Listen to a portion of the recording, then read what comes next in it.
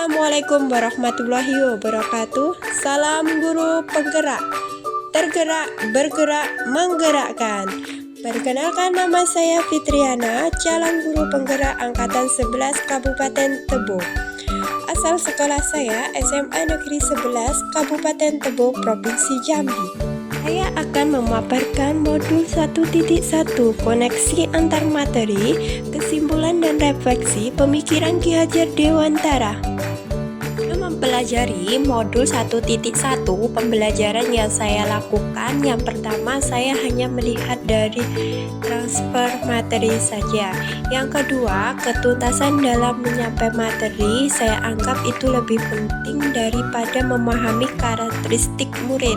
Yang ketiga, saya hanya melihat nilai dari aspek kognitif, misalnya dari nilai ulangan, anak mengerjakan tugas. Selanjutnya yang keempat, jika nilai murid saya sudah mencapai KKM, itu saya nyatakan sudah berhasil. Saya menganggap bahwasanya murid hanya sebagai objek pembelajaran, sehingga pembelajaran terpusat pada guru atau teacher center. Guru inilah yang mempunyai peranan penting dalam proses pembelajaran. Sebelumnya, saya juga tidak memperdulikan apakah murid sudah benar-benar paham. Fokus saya hanyalah ketercapaian materi.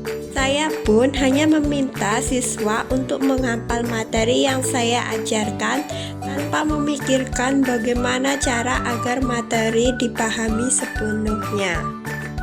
Setelah saya mempelajari modul 1.1 tentang pemikiran Ki Hajar Dewantara, saya menyadari bahwa apa yang saya pikirkan dan saya lakukan selama ini tidak tepat. Seharusnya melakukan proses pembelajaran secara menyeluruh, baik itu dari aspek kognitif, sosial, spiritual, psikomotor, afektif maupun budaya, dan murid pun harus dijadikan sebagai subjek pembelajaran yang mempunyai kebebasan berekspresi, mengemukakan pendapat, serta berkreasi dalam proses pembelajaran. Guru harusnya sebagai fasilitator dalam proses pembelajaran. Guru pun harus penuh kesabaran dengan setulus hati agar menciptakan pembelajaran yang menyenangkan. Itu juga saya harus mengenali karakteristik murid, karena setiap anak dilahirkan unik dengan kelebihan dan kekurangan masing-masing.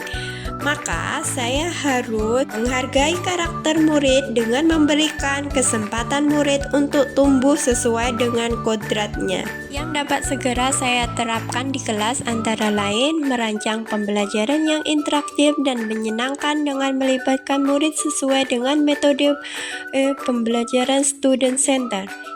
Selanjutnya, saya juga menerapkan pembelajaran abad 21 berpikir kreatif, kritis, komunikasi, dan kolaborasi dengan konsep memerdekakan anak.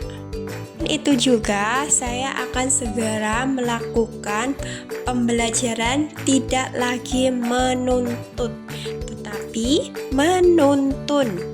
Karena sejatinya tugas guru adalah memberi tuntunan atau arahan baik kepada murid, terus berusaha menjadi teladan murid baik dari dalam perkataan maupun dalam perbuatan dengan konsep memerdekakan anak, terus mengenali karakter dan latar belakang murid dengan menjalin komunikasi yang baik. Saya dapat menarik kesimpulan bahwasanya menuntun segala kodrat yang ada pada anak agar mereka dapat mencapai keselamatan dan kebahagiaan yang setinggi-tingginya, baik sebagai manusia maupun sebagai anggota masyarakat. Oleh sebab itu, pendidik hanya menuntun tumbuh atau hidupnya kekuatan kodrat yang ada pada anak, agar dapat memperbaiki lakunya, bukan dasarnya, dan tumbuhnya kekuatan kodrat anak. Dalam menuntun laku dan pertumbuhan kodrat anak, Ki Hajar Dewantara mengibaratkan peran pendidik sebagai seorang petani atau tukang kebun kehidupan. Pendidikan dan pengajaran tidaklah sama. Pengajaran adalah bagian dari pendidikan. Pembelajaran adalah proses pendidikan dalam memberi ilmu untuk kecakapan hidup anak secara lahir dan batin. Pendidikan pada hakikatnya adalah menuntun dan memberi tuntunan terhadap segala kodrat yang dimiliki anak agar mencapai keselamatan setinggi-tingginya, baik sebagai manusia maupun sebagai anggota masyarakat. Pendidikan inilah yang menciptakan ruang bagi murid untuk bertumbuh secara utuh agar mampu memuliakan dirinya atau orang lain serta menjadi mandiri.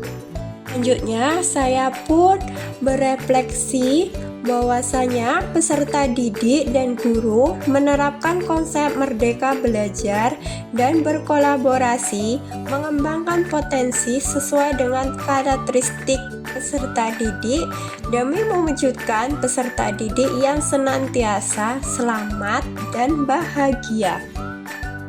Dan dari saya, terima kasih sudah menyaksikan video saya dan saya akhiri. Wassalamualaikum warahmatullahi wabarakatuh.